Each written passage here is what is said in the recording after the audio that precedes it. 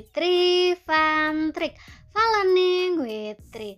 Iya teman-teman, di video kali ini kita akan bahas soal-soal yang berkaitan dengan troubleshooting. Jadi teman-teman, troubleshooting ini merupakan pencarian sumber masalah secara sistematis sehingga masalah tersebut dapat diselesaikan dan diproses penghilangan penyebab potensial dari sebuah masalah tersebut. Troubleshooting ini umumnya digunakan dalam berbagai bidang, seperti pada bidang komputer, administrasi sistem, dan juga bidang elektronika dan kelistrikan. Di dalam dunia komputer, segala sesuatu masalah yang berhubungan dengan komputer itu disebut dengan troubleshooting. Iya, teman-teman, di sini aku udah nyiapin beberapa latihan soal SKB tentang troubleshooting. Yuk, langsung aja kita akan bahas sama-sama. Soal yang pertama. Penyebab dari masalah icon network connection yang terus berputar adalah A. Belum dapat IP dari server, B. Hub atau switch-nya belum nyala, C. LAN card itu kendor, atau D. Jaringan secara fisik tidak terhubung ke komputer. Iya, jawabannya adalah pilihan yang A, belum dapat IP dari server. Jadi, teman-teman, kalau kalian mengalami masalah di mana icon network connection yang terus berputar, itu potensinya karena komputer kalian belum dapat IP dari server, atau memang IP yang diatur itu belum masuk jaringan yang sama. Hal inilah yang menjadikan salah satu troubleshooting jaringan. Khususnya untuk kalian yang menggunakan jaringan LAN, ini juga bisa terjadi karena kabel belum terhubung.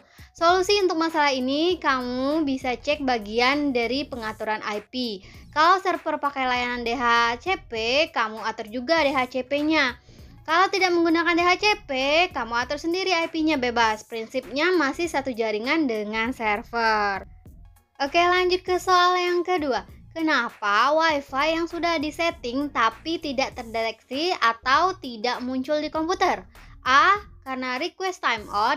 B. WiFi laptop atau komputernya belum on. C. Port NIC tidak menyala. Atau D. Kerusakan perangkat jaringan. Jawabannya adalah yang pilihan B. WiFi laptop atau komputernya belum on. Iya teman-teman, memang membingungkan ya kalau WiFi yang sudah kita setting tapi tidak terdeteksi di komputer. Padahal jaraknya juga udah dekat dengan router. Nah, masalah ini sering dialami terutama ketika ingin pakai fasilitas WiFi publik seperti di kafe, hotel, perpustakaan umum, dan lainnya. Biasanya masalah ini terjadi karena WiFi laptop atau komputer kalian belum on atau belum nyala ya. Kalian bisa coba masuk ke control panel, masuk ke menu network and connection, lalu coba lihat apakah jaringan WiFi itu muncul. Kalau posisi masih disable, maka kalian harus ganti jadi enable. Terakhir, coba kalian refresh lagi. Sedangkan solusi troubleshooting jaringan untuk kalian yang pakai modem bisa dicek apakah kabel modem sudah terpasang. Jika masih tidak bisa, kalian bisa coba reboot adaptor WiFi sekitar 1 menit dan kemudian kalian pasang lagi. Lanjut ke soal nomor 3. Sebuah spesifikasi yang dibuat oleh International Business Machine dan mengizinkan aplikasi-aplikasi yang terdistribusi agar dapat saling mengakses layanan jaringan adalah A. OSI Layer, B. BIOS System, C. TCP/IP, atau D. NetBIOS.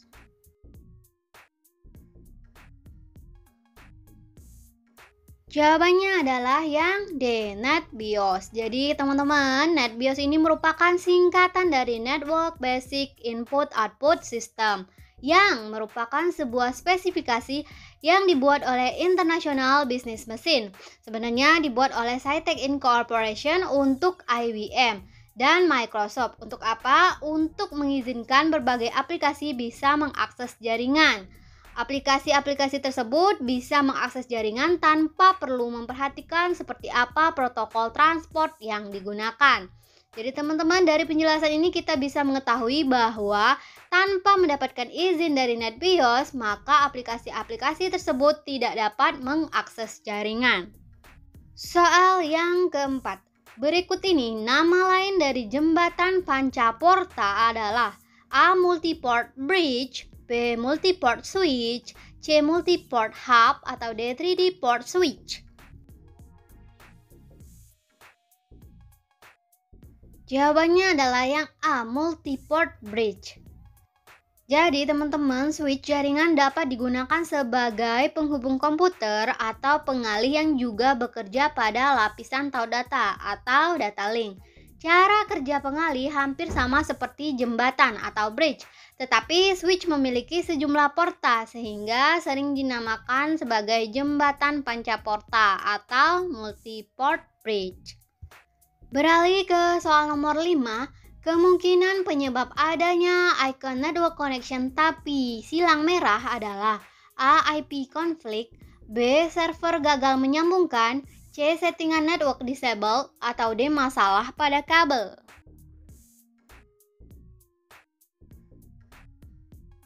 Jawabannya adalah yang D. masalah pada kabel. Jadi teman-teman, kalau kalian yang mengalami troubleshooting jaringan yang mana muncul icon network connection dan ada tanda silang merah, masalahnya itu pada kabelnya. Bisa jadi karena susunan warna di kabel UTP ada yang salah, atau hub switch-nya belum nyala, atau salah tipe kabel yang dipakai. Kalian bisa mulai periksa dari kabelnya, cek warnanya, cek jenisnya, straight atau cross, apakah sudah pas. Kalau sudah benar, bisa dicek di bagian hub atau switch. Pastikan sudah menyala dan tidak ada yang rusak. Atau kemudian juga bisa kalian colokkan ke kabel port hub atau switch yang lain. Soal yang ke-6. Kode-kode pengkoreksian error atau dapat dikenal dengan A. Encrypted correcting codes, B. Error correcting codes, C. Error complexity codes, atau D. Encryption correcting codes.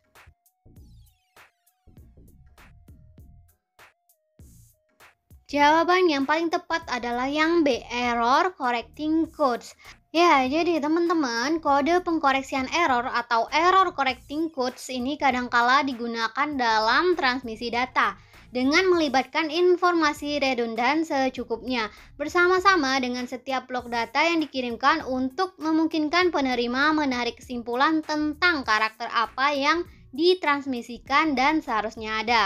Untuk bisa mengerti tentang penanganan error, kita perlu melihat dari dekat tentang apa yang disebut error itu. Biasanya, sebuah frame terdiri dari M bit data, yaitu pesan, dan R redundan atau check bits. Lanjut ke soal yang ke-7. Bagaimana solusi mengatasi troubleshooting jaringan LAN yang muncul peringatan kuning di icon network connection? A. Mengenablekan network, B. Mendisablekan network, C. Memeriksa konektor RJ45 atau kabel UTP, atau D. Ganti dengan IP address yang baru dan masih satu jaringan dengan server.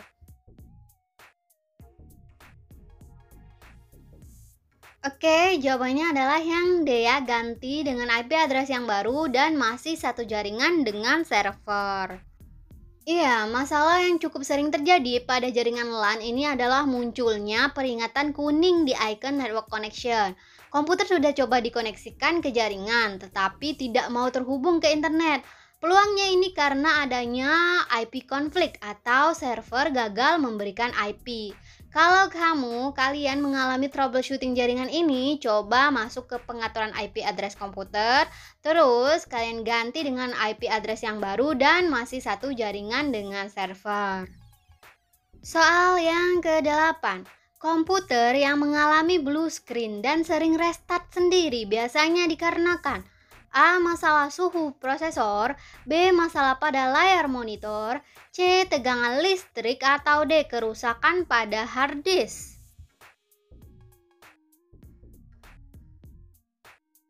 Jawabannya adalah yang D. Kerusakan pada hard disk.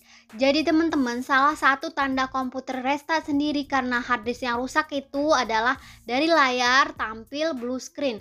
Mirip memang dengan masalah karena VGA, bedanya di keterangan tulisan, dan kalau hard disk itu rusak dan tidak terbaca, biasanya tidak bisa lanjut booting saat masuk ke Windows. Solusi untuk masalah ini, kita tidak harus selalu mengganti hard disk yang baru. Harganya juga nggak murah, sehingga bisa dicoba dengan kita perbaiki dulu. Khususnya juga bisa dicek di bagian kabel data penghubungnya. Karena terkadang masalahnya cuma karena kabel datanya yang kendur ataupun rusak. Biasanya harddisk rusak karena bad sector, yaitu rusak di bagian cakram kerasnya. Supaya masalah ini tak kalian alami lagi, usahakan ya rutin merawat harddisk. Ada beberapa aplikasi yang bisa kalian pakai untuk mengecek kondisi harddisk, dan jangan lupa lakukan defrag secara rutin. Soal yang ke-9, kenapa komputer bunyi bip terus-menerus dan panjang? A. Masalah pada harddisk. B. Masalah pada VGA. C. Masalah pada power supply. Atau D. Masalah pada RAM. Jawabannya adalah yang D, masalah pada RAM. Iya teman-teman, bunyi bip panjang secara terus-menerus itu berarti RAM perangkat kalian itu mengalami masalah. Ada beberapa kemungkinan yang dapat terjadi, misalnya yang pertama itu pemasangan memori RAM yang tidak atau kurang benar, sehingga yang harus dilakukan adalah mengecek kembali pemasangan memori atau RAM pada slotnya ataupun dicabut pasang memori RAM-nya. Kemudian mungkin masalah yang kedua itu memori atau RAM yang sudah terpasang itu sudah rusak, sehingga satu-satunya cara untuk mengatasinya adalah mengganti RAM tersebut dengan yang baru. Tapi teman-teman jangan lupa juga untuk selalu mengecek tingkat kompatibilitas RAM, apakah sudah cocok atau tidak dengan motherboard kita. Yang ketiga itu memang mungkin memori atau RAM yang sudah terpasang pada komputer memang tidak kompatibel atau sesuai dengan kebutuhan motherboard kita. Lanjut ke soal nomor 10, kepanjangan dari FCS adalah A. Frame Checklist System, B. Frame Check System, C. Frame Check Sequence, atau D. Frame Checklist Sequence. Jawabannya adalah yang C, Frame Check Sequence.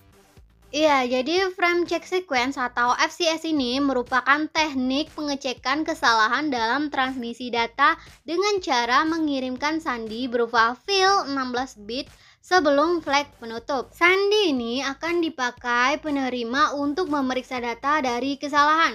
Apabila antara isi fill dengan hasil perhitungan yang dilakukan penerima tidak sama, maka dipastikan telah terjadi kesalahan dalam proses transmisi.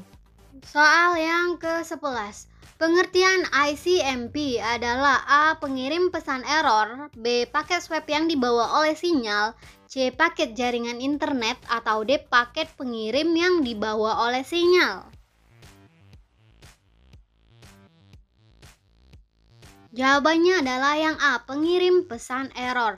Jadi dalam model OSI 7 layer terdapat salah satu layer yang bertugas mendefinisikan internet protokol atau IP, yakni network layer. Saat proses transmisi data tidak menghadapi gangguan, maka protokol IP tersebut akan bekerja normal. Namun saat terdeteksi adanya gangguan, maka langsung ditangani oleh Internet Control Message Protocol atau ICMP. ICMP ini adalah protokol dalam jaringan komputer yang ditugasi untuk mengirim pesan error atau kondisi urgent lain yang membutuhkan penanganan segera. Pesan akan dikirim apabila error terjadi pada lapisan network atau lapisan atasnya, seperti transport layer TCP. Nah, umumnya faktor penyebab terjadinya error itu adalah kabel terputus, router terganggu, atau host klien yang tidak dapat dihubungi. Soal yang ke-12, frame di jaringan yang dapat bertabrakan dengan satu sama lain adalah A. Broadcast domain, B. Collision domain, C. Broadcast ROM, atau D. Segment domain.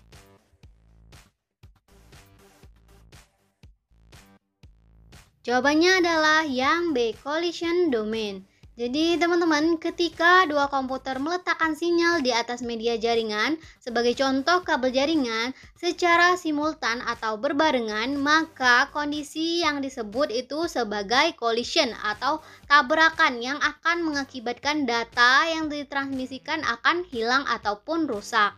Collision domain ini adalah sebuah frame di jaringan yang dapat bertabrakan dengan satu sama lain. Ya, karena satu jalur digunakan untuk mengirim dan menerima frame dalam waktu bersamaan.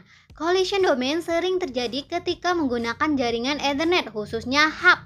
Karena hub tidak lebih dari sekedar physical repeater yang ketika menerima elektromagnetic sinyal di salah satu interface-nya, maka akan meneruskan sinyal tersebut ke seluruh port, kecuali port asal sinyal tersebut.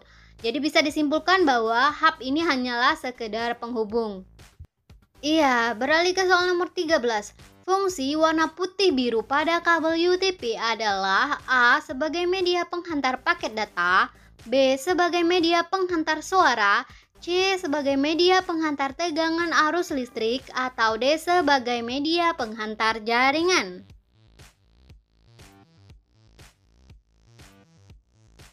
Jawabannya adalah yang B. Sebagai media penghantar suara.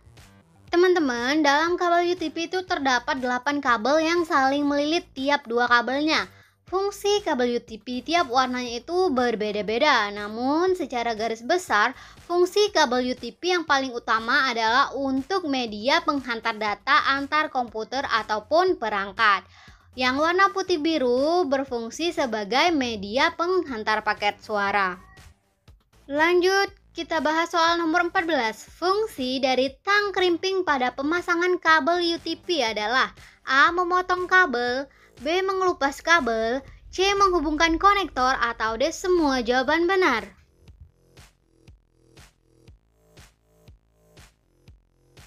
Ya, jadi jawabannya yang benar semua ya, pilihan D. Semua jawaban benar. Tang crimping ini merupakan tang yang berfungsi untuk memotong, mengupas, dan menjepit kabel berjenis UTP atau unshielded twist pair dan STP shielded twist pair, serta sekaligus dapat menghubungkan kabel ke konektor untuk jenis RJ11 dan RJ45. Soal yang ke-15. Perangkat keras yang digunakan untuk menyatukan kabel-kabel network dari tiap-tiap workstation atau perangkat lainnya dalam jaringan disebut A. Hub, B. Network interface card, C. Kabel jaringan, atau D. Router.